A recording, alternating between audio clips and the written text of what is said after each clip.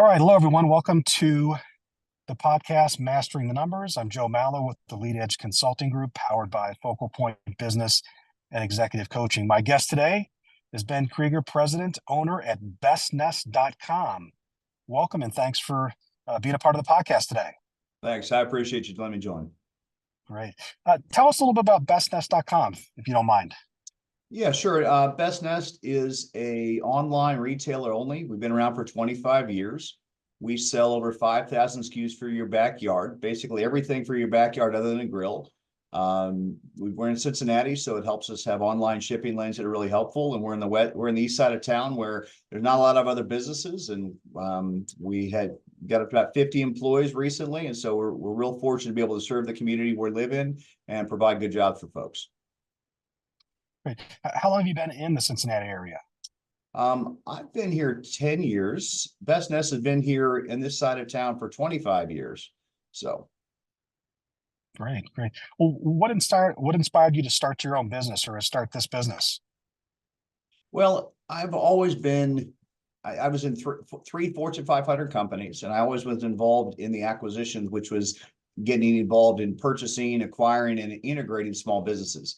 And I tended to be a very strong advocate for the small businesses, a very anti-corporate guy. And after a while, you get tired of the doing things because, to make a quarterly earnings number. And it's I have a lot more joy in being able to provide good jobs for people, and in a way that something that's a little more comfortable keeps me home with my family. And when I was able to find Best Nest and able to get involved in this 6 years ago, we had 9 employees. We got up to about 52 employees last year. And it's just, when you think of where you want to spend your time, hopefully you understand the difference between freedom of time and flexibility. As a business owner, you don't have a lot of freedom, but I've got a lot of flexibility. So I haven't missed one of my kids' baseball games in 4 years now. So I'm pretty happy about that. Well, I think that's huge. Before we started the podcast, we were talking about that. That was one of my biggest challenges a few years back, was missing my kids' lacrosse games, and I don't ever want to do that again. So that's something that was frustrating for me. But so 6 years ago, you took over Best Nest. What were some of the biggest challenges you've seen over the last 6 years as you've grown it from, I think you said 9 employees to 50? You might have heard of it, that COVID thing. That was a bit of a bump. I think I've heard of it. Yeah. Yeah, but maybe somebody has. I don't know. Between that and then Putin invading the Ukraine, February 24th of 2 years ago, that was fabulous. Shutdowns, that's wonderful. It's all the macro stuff you don't plan on when you get involved in a business that come at you, like a tidal wave. But you make sure the people you're working with, you guys, you got people you trust, you do a little bit of life with, you spend more time with the people you work with than you do your family sometimes. And during that COVID period of time, we're putting 16, 18 hours a day and going back and doing it again. It's like I was traveling, but I was still in my own bed at night for a very short night. And all the challenges that have on my world have come with the evolution of the e-commerce space, the proliferation of the omni-channel brands, like how Walmart.com is now a big entity and how TrackSupply.com is a big entity. I go back even 6 years, and the online marketplace looked very different. And the speed of evolution and the speed of and change is massive. So being able to stay on top of that takes a very different set of skills and tactics than it did 6 years ago when I got here. Yeah, everything has changed, at least on my side.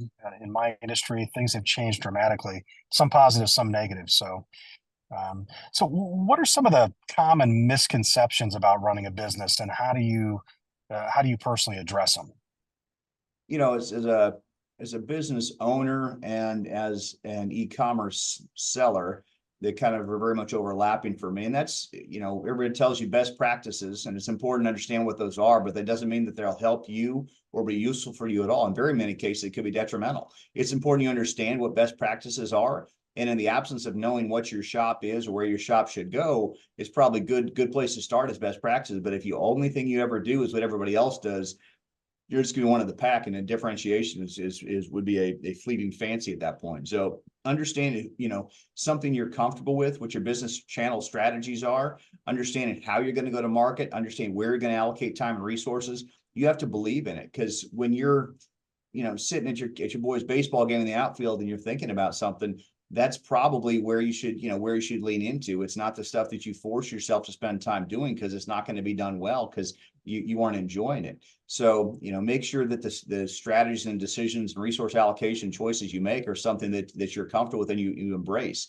Because, other than making a bad decision, it's probably worse to keep switching decisions if you have that. So I think, for folks that are looking to do something where they can kind of, in theory, control their own destiny, don't get bought in with the group think, and, don't read every online posting of stuff, because it's, it might not work for you at all.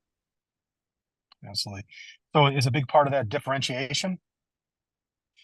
Yeah, it's differentiation in a way that isn't just different. It's that where your customers will ascribe value to. I mean, it's nice to be different, but if they don't care about it, or if they don't place value in it, or doesn't resonate with them, different for the sake of different, I'm not sure it's helpful. But you got to have to me, in order to stand up from the crowd, you have to have a message that's different and that does resonate with your customer. And, it's when you're in a mass market, for sure, it might be very elusive which customer tribe you're going after, because you can't be everything for everybody. You might want to be everything for a tribe or two, but you got to, those might be very different value propositions for your different customer segments. And you need to truly understand your customer. If not, you're getting lucky if you're getting sales. That makes complete sense to me. Okay, next question. This is a big one for me, something I've struggled with over my 28 years in business. How do you maintain a work-life balance as a business owner? And secondarily, do you have any personal rituals or habits that you use to kind of keep you in check? That's a great question. What I find interesting about the concept of work-life balance is not measured within a day or a week or a month. Over the course of a year, hopefully you can find a balance that's comfortable for you. But I have a busy season in the spring. It's like Toys R Us at Christmas time. I'm going to be very busy, and my family knows that I might not be always as available. However, in the fall season, during football season, which is nice, my business has a lot more flexibility to it, so that we can run away for the weekend to go fishing or something. So it allows me the flexibility over that period of time. So that work-life balance doesn't happen every day of the week or every week of the month, for sure. But also being transparent with my family and telling them, hey, I got to take a call tonight. I'll be off as soon as I can. I don't waste their time taking random calls because it's a habit. Sometimes you got to do, and that's okay. But being very communicative with them, and then making sure they understand that they're important, and the time that you have with them, you really focus and be present for them is important. And having a spouse that supports you in this journey, because when I look at other places I could make investments, one of the criteria I choose is making sure that whoever thinks they're going to run the next business that I get involved with, they have to have a supportive spouse. Because if they do it in spite of their spouse, those are checks they can't write forever. So I think that communication, understand what's important, is pretty key to success. And the team you surround yourself at work, when I got a guy that needs to go out of town because his kid's going to a state robotics tournament on Friday, I'm going to support that. What that also means is he knows that when I got to leave a little bit early, go to a baseball tournament on the other side of the country, he understands that too. And so it's good to surround yourself with people both at home or at work that have the same value set, and also the same perspective, knowing full good and well that work-life balance happens over a period of time, not just, every single day of every single week. Yeah, I would agree. A solid support system is critical. Sure. I know without my wife, I'm not sure we would have made it through the last 20 some years with my work-life balance. So agreed. So with the way the business landscape has been evolving, and it seems like with BestNest, yours as well, how do you stay adaptable? And how do you stay open to change? Well, I think you got to look in the mirror and understand it. Do you have a curious mind? And if you always are looking for what that means and asking, hey, is there something I can learn from this? I think that's kind of your starting point. But then I think you have to build the discipline to have the conversations and take the phone calls so that you can have different perspectives. I've got my inbox is buried with people trying to sell me stuff and save the world. And, I force myself to take one call every 2 weeks from somebody, just because I might learn something, I might share something, I get perspective. And sometimes the best thing I can learn is, ooh, I really don't want to do that. And so just forcing yourself to allocate the time to have those external conversations are important, whether it's a financial partner with a different bank, or whether it's with your, maybe for me, I talk to, whether it's FedEx for me, or whether it's one of my vendors, or any of the sort of, marketing guru thinks they can save the world. I take those calls because I always learn something, and it builds your network. And you never know when you're going to have a common connection. You really meet somebody that's pretty amazing that you can do a little chapter of life with. That's some good advice. I need to think about that going forward myself. I certainly get a lot of calls, a lot of emails every single week. So that's good advice. So can you offer us a little bit of glimpse into the future, some plans, some goals for your business?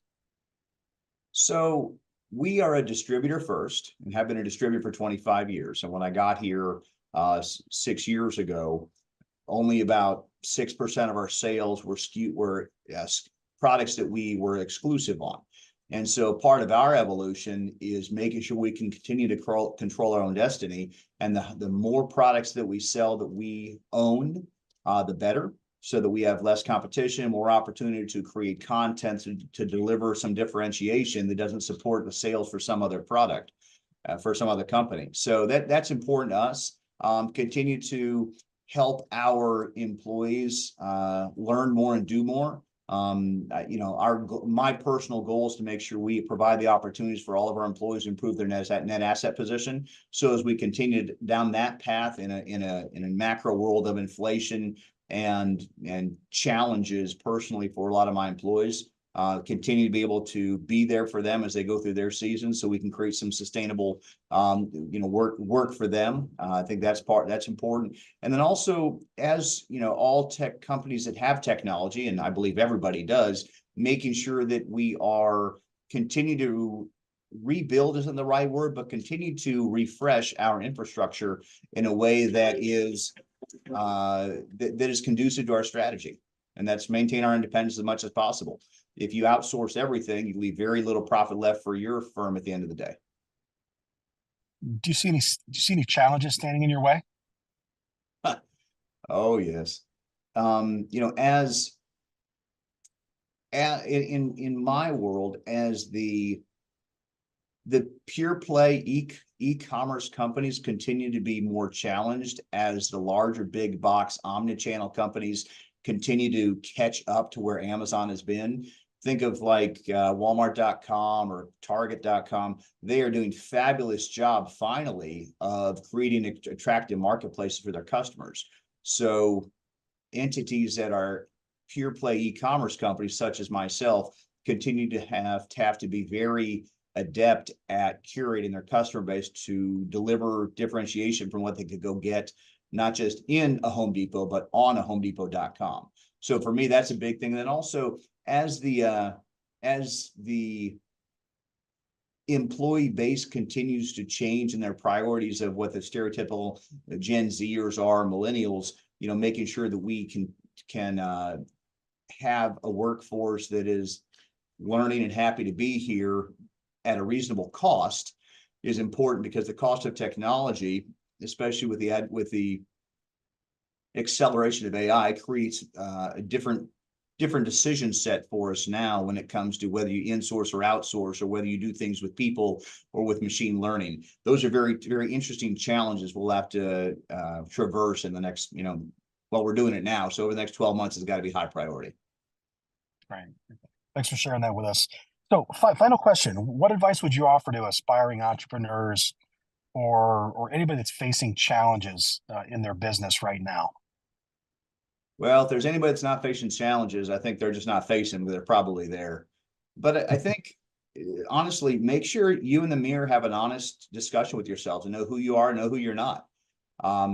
Many times when I get phone calls from folks that are struggling with their business or trying to figure out what next looks like, it's pretty obvious from the outside, and it takes people a while to understand that sometimes who they see in the mirror is not who everybody else sees in the mirror. So knowing where your blind spots are, knowing when to ask for help, knowing when to engage the team around you that is there to support you, and allowing yourself the humility to take help and guidance from people, I think is wildly important. And also find something that, that you're passionate about. This business overlays very well with my passions of, being home with my family, not having to have innovation in all of my products in 3 months to where I've got innovation risk, and, enjoying the people I get to work with. And I think understanding what truly is important to you is helpful, but what's even more important is understanding who you're not, what you don't like. Because over the course of time, there's, if the business model is decent, there's probably enough money to be made if you can get energy around it. But if you can write down those list of things you want to stay away from, that's probably the more valuable list than the things you want to move towards, because that's a very elusive, evolving list and very difficult to pin down. But most of us that have had any work experience at all, we know the boss type we don't want to work for. We know the geography we don't want to work in. We know the industries we don't want to work in. And basically, if you can just stay away from those, the rest probably can take care of itself. The worst thing you can do is wait, because then you lose time on your calendar you'll never get back. Right. Listen, I appreciate that advice, and I hope everybody out there listening appreciates it as well. Listen, I'm real excited that we had you on today, and I'm excited to go out and click on bestnest.com and see what's on your website. I didn't get a chance to hit it before, but I am going to hit it when we're done. So if you don't mind, let everybody know how they can reach your organization to check out everything that's out there for them. Yes, we're at bestnest.com. We've got our 5,000 outdoor products available for you. If you have any questions for me, my email is batman@bestnest.com. So I'll go back to my bat cave now, Joe, and thanks for having me. I appreciate it. All right. Thanks, Ben. And thanks everybody out there who was listening to our podcast, Mastering the Numbers. We'll catch you next time on the next episode. Take care, everyone.